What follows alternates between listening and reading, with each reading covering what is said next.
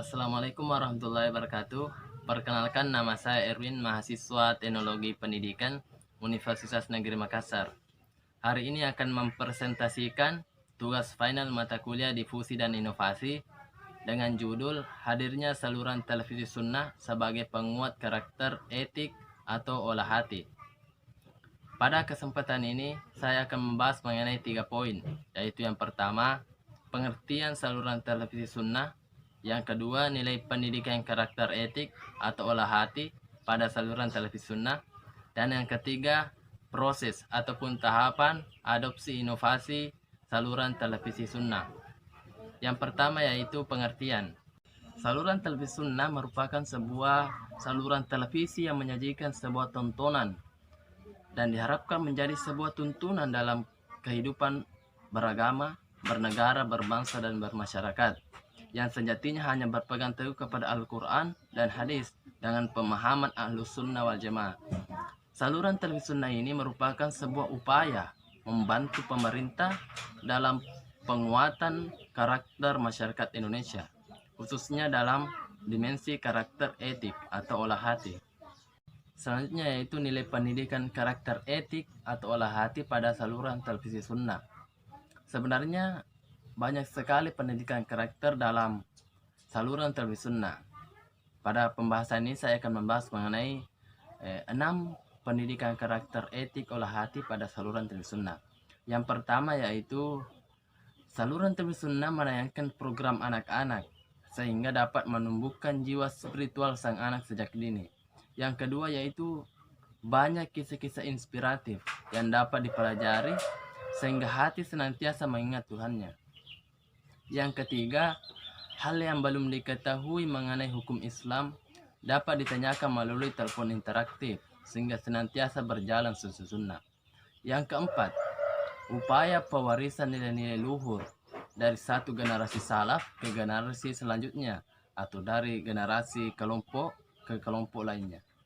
Yang kelima, terdapat ajaran agar senantiasa cinta Allah dan segenap ciptaannya.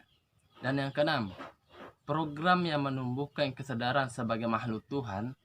Disinilah seorang anak dibimbing untuk senantiasa bersahaja, menumbuhkan rasa cinta kasih, dan melihat tindakan saling mengasihi, bertoleransi, dan menjaga persatuan adalah hal yang baik bagi diri sendiri maupun orang lain.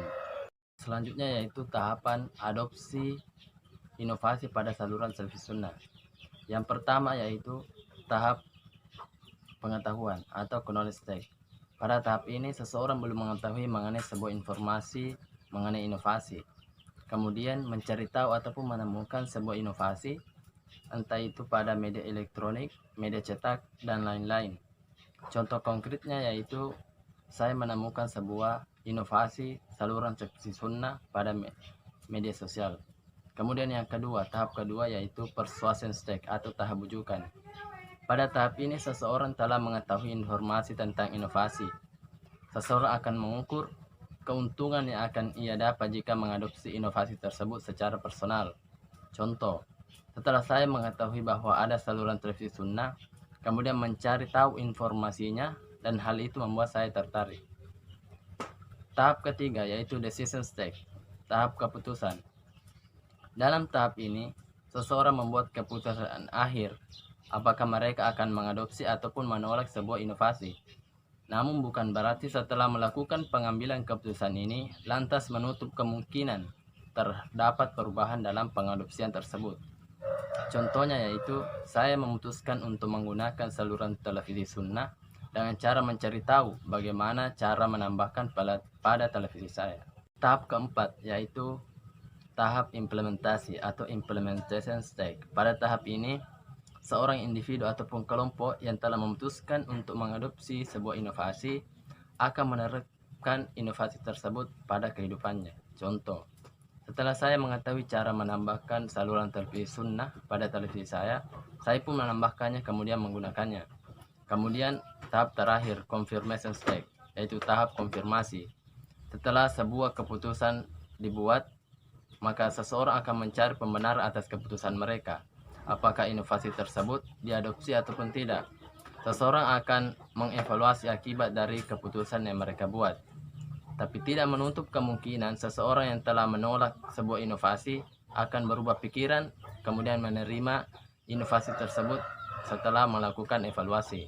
Contohnya yaitu saya mengkonfirmasikan kepada seluruh anggota keluarga bahwa saluran televisi sunnah telah ada di televisi kita yang perlu dijadikan tontonan keluarga. Mungkin itu yang dapat saya sampaikan mengenai difusi dan inovasi. Hadirnya saluran televisi sunnah sebagai penguat karakter etik atau olah hati. Dapat saya simpulkan bahwa saluran televisi sunnah merupakan salah satu inovasi dalam bidang pertelevisian yang diharapkan membantu pemerintah dan masyarakat dalam penguatan karakter, etik, atau olah hati masyarakat Indonesia. Saya pribadi telah mengadopsi inovasi tersebut, tentu setelah melalui tahapan adopsi inovasi yang memiliki setidaknya 5 tahapan, yaitu tahapan adopsi inovasi, tahap pengetahuan, tahap bujukan, keputusan, implementasi, dan tahap konfirmasi. Pendifusian inovasi dalam hal ini, saluran televisi sunnah akan terus berlangsung, karena sejatinya inovasi itu bersifat personal. Artinya, bisa saja saya menganggapnya baru, tetapi orang lain sudah menganggapnya biasa, karena telah mengenal inovasi tersebut lebih dulu. Mungkin itu, sekian. Assalamualaikum warahmatullahi wabarakatuh.